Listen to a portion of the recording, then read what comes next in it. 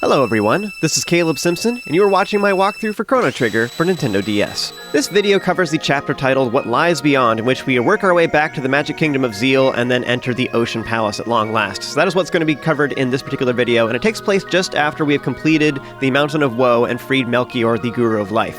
So this is the big reveal, this cutscene right here, of us discovering that the Guru of Life is Melchior. However, if you were paying attention to the dialogue throughout the game, it would have been pretty obvious that that's who it is. In fact, I think several people even say that Melchior is the one that the Queen imprisoned. So other people say the person on the Mountain of Woe is Melchior, some people say it's the Guru of Life on the Mountain of Woe, and other people just flat out tell you that Melchior is the Guru of Life. So anyways, they kind of make it sound like it's a big reveal at this point, but if you're paying attention to the dialogue, it's very obvious that's who this is.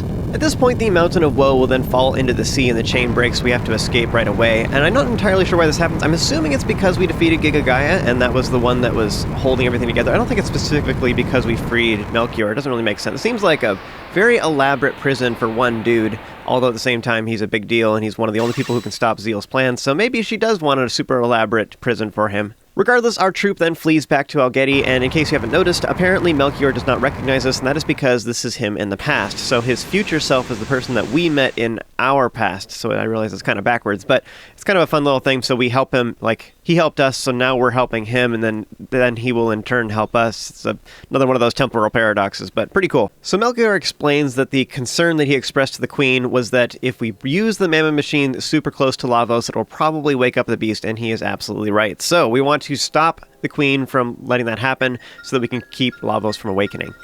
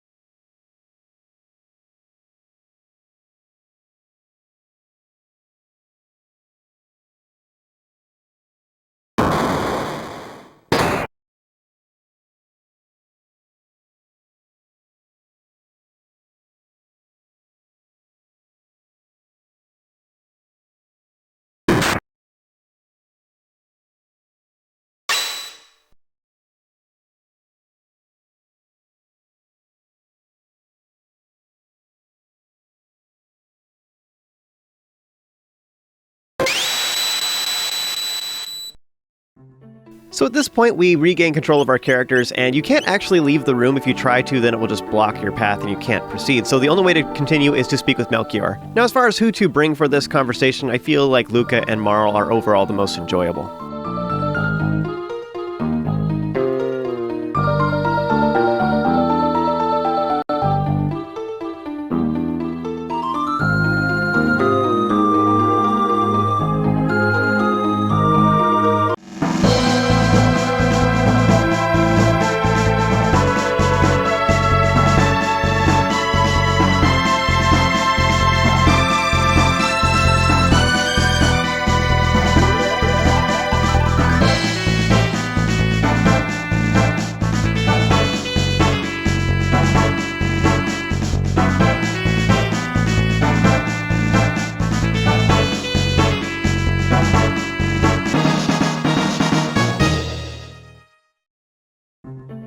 So once all the dialogue is done, we're done with everything we need to do down here in Algeti, and all we have to do is go back to the surface and then go through the skyways, which have now been opened again. So we can finally use those to get back to the Magic Kingdom. And you can go ahead and use the shop here in Algeti, but there's not really much reason to do so because we now have access to the shop in Kajar. We can finally use it at long last, and they have higher quality items there. So you should just head straight there and get all the goodies there instead. So you can optionally talk with the dudes here in Algeti Village, although there's nothing really super important here. It's all just kind of optional dialogue, although there is a couple things I think are super fascinating to talk about. So one of the things is the fact that Melchior gave us the ruby knife, and he talked about it a little bit, and this kind of reveals a little bit more about what the Guru of Life does. Now, I know that title doesn't really make much sense, and so you're like, well, what does he even do? Because each Guru specializes in something very specific. So what Melchior does is he is a master craftsman. He is the most awesome craftsman in all the world, in all of history, regarding Dreamstone specifically, but also other rare materials. He's able to make just amazing inventions. In fact, so he explains that he's the guy who made the Mammon Machine. A lot of people in Zeal talk about that, which is their amazing power source that powers all of their magic and all the amazing things that they can do in the Magic Kingdom, which is crazy. He also proves later in the game that he's able to craft things using other rare materials, and one of those materials is actually Sunstone. He makes some comments like he's quite familiar with it, which makes sense considering he was up here in Zeal, but it's also possible that he, at the very least, was familiar with the Sun Shrine that they were using for their previous power source before the Mammon Machine, but also the fact that he might have possibly been the person who invented that too, which would make a lot of sense. I mean, he invented the Mammon Machine, which was a giant generator for all their stuff anyway, so why wouldn't he have invented the power system the amazing power system they were using right before that as well? So it's all likely that he's responsible for all that too. But anyways, one thing I wanted to point out about this is I was talking earlier about how when we found the pyramid just north of Medina Village, I was saying it was strange that the new inside said it was left behind by Balthazar, the Guru of Reason, because Balthazar is all about technology kind of thing, or like mechanical stuff. Meanwhile, Melchior is the craftsman. He's the guy who makes items and weapons and stuff.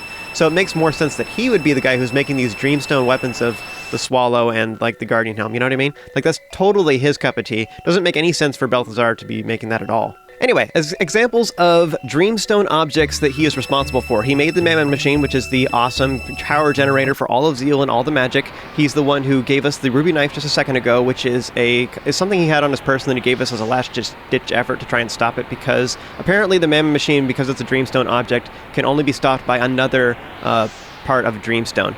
So I guess we could also technically chip away at it with our pendant, I suppose. But anyways, yes, the pendant is also one that he crafted as well, Shala's pendant, and by extension that is our pendant as well, because we have Shala's pendant from the future. And then lastly, he also says that when we gave him the Masamune, he's like, oh yeah, of course I can fix that up. I just need some Dreamstone to do that real quick, but of course I can fix it because I'm the one who made it, So anyways, so he also crafted the Masamune, which is an awesome epic sword that is really powerful and capable of doing some amazing things. So those are all examples of different inventions that Melchior is responsible for, and he's going to invent even more things for us later on in the game. So next we're heading to Kajar, because you can speak with the new here in the center and he'll finally sell stuff to you. However, in order for that to work, he will ask you a question first. He says, is the pendant you carry actually Shala's pendant? And what you want to say is no. If you say yes, he'll accuse you of lying, and then he will just close up shop and he won't sell to you at all.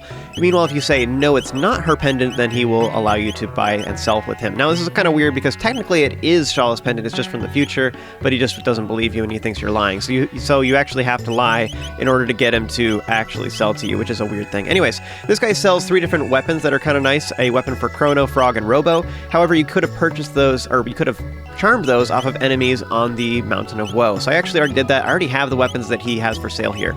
Now, as far as other things, he also sells platinum vests and platinum helms. I have a couple of these that I won in the Arena of Ages. I don't really feel like it's super necessary to buy them. You can if you want to, because they're just physical defense, which doesn't really matter for the next little area, like the next dungeons and stuff like that are all magic damage, basically, that we're dealing with. So the physical defense doesn't really matter that much. So you can go ahead and buy some if you want to. I don't really feel like it's that big a deal, so you can do it if you liked, or just ignore it. So there's a couple different items that I got in the Arena of Ages. One of those is the Kaiser Arm. That is an upgrade for Robo. That is actually one of the items we're going to get in this next area. So I'm going to go ahead and put it on right now because we're basically at the power level that we should be to have items of that quality. I'm about to get it here in just a few minutes anyway, so whatever. So I'm going to go ahead and put it on now so that I can sell all of my old stuff and get rid of it. Now, one item I would recommend you keep is the Rune Blade for Frog, if you do have that. I think it's also an Arena of Ages thing. I think we get that in the next area too. So I'm going to hang on to that. I don't want to sell it, just as a comment. I just put on the Demon Edge, but I'm going to keep the Rune Blade in my inventory though and not sell it. Anyways, I'm going to sell all my old stuff though to get rid of them. And especially some of these stone helms and stuff that I have are just, they're just bad. Also, my ruby vest, I don't need 3 of them because now that I have some red plate and red vests, I don't need to have that many of them. So I'm going to go ahead and just sell like a couple of them, just so I can clear out my inventory a little bit nicer. So one interesting thing to point out at this point that I think is kind of fascinating, especially considering some of the dialogue that happens in Algeti, is the fact that the skyways are open. So like they were closed by order of the Queen because she doesn't want us to interfere with her ceremony in the Ocean Palace. So she closed off the way here to the Magic Kingdom because she doesn't want us to interfere. So then now the skyways are open. Now I think that's interesting because they were ordered closed and I don't know who unlocked them. So it could be Shala, because she goes down to the surface with Janice, but then immediately after that Dalton kidnaps her and then Janice chases after them to go direct. He makes a run for the skyways, is what the people in Algeti say. So I think that's fascinating because I'm assuming that Dalton would have ordered Shala to close up the skyway behind them, because his whole point is he wants the ceremony to be successful. He wants to keep us from interfering. So it doesn't make sense for him to leave it open. He could just be incompetent and that's why. But I think it's more likely actually that he closed it back up and then Janice opened it back up again, which is interesting because I'm assuming that Janice would have to use magic for that. So this is kind of the turning point when Janice snaps and he's like, all right, instead of ignoring the fact that he has magic and like trying to avoid it and everything and being scared of it, he finally embraces it because he's going to use that power to try and save his sister. So this is when the Dreamstone hits the fan. Oh yeah. So real quick, spoiler alert, this is the last time we're going to be able to go to the Magic Kingdom. After this, we'll be closed off forever. We'll never be able to come back here. So there's a few goodies we can get here, and this is our last opportunity to do so. So I'm going to quickly go over these. I did cover this in a previous video, so I don't really want to talk about this super in depth. I just kind of want to skim over this real quick just to give you guys the opportunity in case you didn't grab these goodies. So first of all, in Inhasa, you want to open up the magic books in the order of water, wind, and fire. So top right, top left, and then bottom middle. Then you want to fight the news inside. Just use full screen abilities, ideally dual text that do a lot of damage. For example, Ayla and Luca's Inferno, as I explained in the last video, is an amazing ability. If you give her some magic tabs and a magic ring, you can just destroy these guys super easily. But anyways, do that and you'll get a whole bunch of capsules, which is super awesome. Similarly, in Kajar, you can do the exact same thing. Open up the books in the order of water, wind, and fire. So top left, bottom right, and then middle, you can get fire last. And this will open up a secret passage. Inside, there is a Poyoza doll. Go ahead and inspect it, and you will find the black gemstone. This is an accessory that you can put on one of your characters that will then unlock a triple tech between two of the characters we have right now and one more character that we haven't unlocked just yet. Next, in Zeal Palace, there is a new that will beg you to scratch its back. It's just as soon as you enter, you just go up the stairs, and it's right there on top of this upper platform. So if you scratch its back, then you will learn the new secret scratching spot. So with that information, go back to Kajar, and there in the top right room, there's a new there, and if you speak with it, then you will scratch its back, which will then make it drop a magic capsule, so you can grab that real quick. Now, just south of that, there's another capsule we can grab real quick. If you go in the other room, you'll see it very easily. It's on top of the bookcase in that room, and it just sparkles in the corner, but we can't actually reach it, so instead you go in that same room with the new, and just to the far south there in the bottom right corner, just face towards the south wall and press A to grab a speed capsule. Lastly, in Zeal Palace, in the bottom left corner on an upper platform, there's a chick there that if you speak with her, she'll ask if you like plants. Say yes you do, and then she asks for advice because she received a tree sapling from the Guru of Life who told her to plant it, and then meanwhile the Queen told her to burn it instead, but she's feeling conflicted about what to do. So tell her to grow it in secret, and what this will do is it leads to an eventual side quest that we can do later in the game for some really good items. So that is something you should totally do. Now, if you miss your opportunity to do this one, this is the only one you will actually have an opportunity to perform this action later. This is the only exception of all these different things I just showed in this quick little section, that after we lose access to the Magic Kingdom, you will still be able to do that. You can still speak with that chick in a different location and tell her to plant the sapling. But yes, if you neglect to collect all these things, this is your last opportunity to do so. We're going to quickly lose access to the Magic Kingdom for good, and we'll never be able to come back here again. So, this is your last opportunity to get those. Now, most of those things are actually just capsules/tabs, which doesn't really matter too much because we're going to be able to farm those here in a little while anyways, or, several hours from now. But we'll be able to get as many of them as we want. So this doesn't really matter too much at this point. I feel like the speed capsule in particular is kind of nice right now. But anyways, otherwise the black gemstone is fairly rare.